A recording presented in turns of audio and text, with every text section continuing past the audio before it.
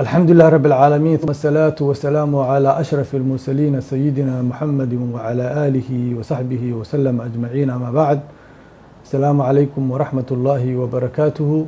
dadka muslimiinta ah meel kasta ay joogaan waan salaamay, iyo dadka Soomaaliyeed gaar ahaan waxaan isku tahniyadeynaynaa dhalashada nabigeena calayhi salaatu wasalaam oo ku aadan berri oo ah 12 Rabiicul Awwal sanadka hijrigan uu yahay 1443 oo ku beegan 18 Oktoobar 2021.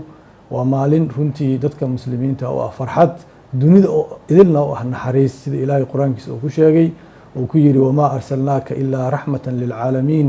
dunida oo dhan ayaad naxariis u tahay.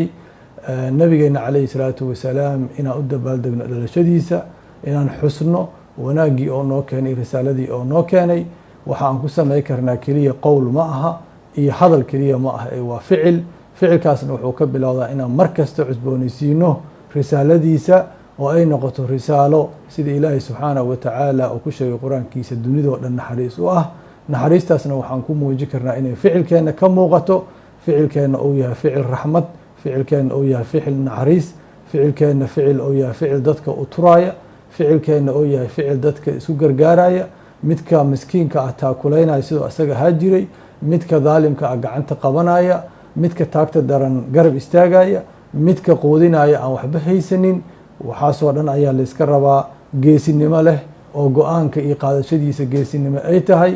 markay talada wareerto go-aan saxa qaada kara, markay dadka iskhilaafsan si cadaalad u kala garsoori kara, markay wax isku qabtaana dhammaantood qanci kara. dhaqankaas oo nabigeena calayhi salaatu wasalaam oo la yimid oo ah midka uu raxmadda adduunka ugu yahay ayaa la rabaa inaan maanta annaga aan noqonno dadkii dabaqi lahaa.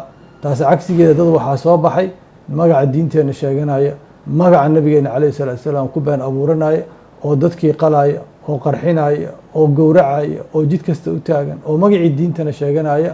dadkaas waxay u baahan yihiin kow inaan nafteena ka badbaadsano, labo inaan kasoo wada horjeesano oon dhahno laa biismi islaam, maya magaca islaamka taas kuma samay kartaan, maya magaca nabigeena calayhi salatu wasalaam kuma been abuuran kartaan, maya diinteena xaniifka kama been sheegi kartaan. kaas waajib dowladeed keliya maaha, waa waajib ummadeed, waa waajib mas-uuliyad qof kasta oo muslina saaran inuu diido dadka diinteena sumcadda ka dilaya, dhaqanka islaamka suubanaa ku cayaaraya, ku dheelaya maaragtay taariikhdii islaamka iyo soo jireenka ahaa.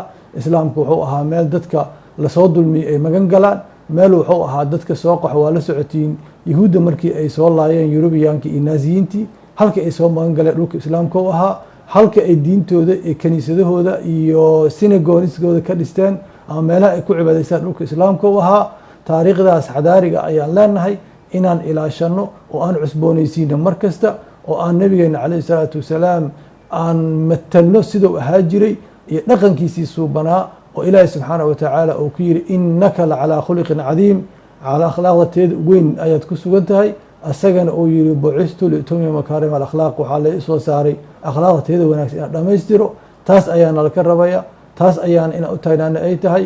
waa isku tahniyadeynaa markale dhalashada nabiga calayhi salaatu wasalaam, waxaanan ilaahay subxaanahu wa tacaala aan weydiisanayaa inuu nabigeena calayhi salaatu wasalaam oo raalli naxariistiisii huwiyo, annagana subxaanahu wa tacaala noo dembi dhaafo, inteennana aan fadliga nebiga dhalashadiisa isku cafino oo aan noqono dad u taagan difaaca diinta iyo qiyamkii nabiga calayhi salaatu wasalaam u taagnaa. wasalaamu calaykum waraxmat ullaahi wabarakaatuh, wakulu caam wa antum bikhayr.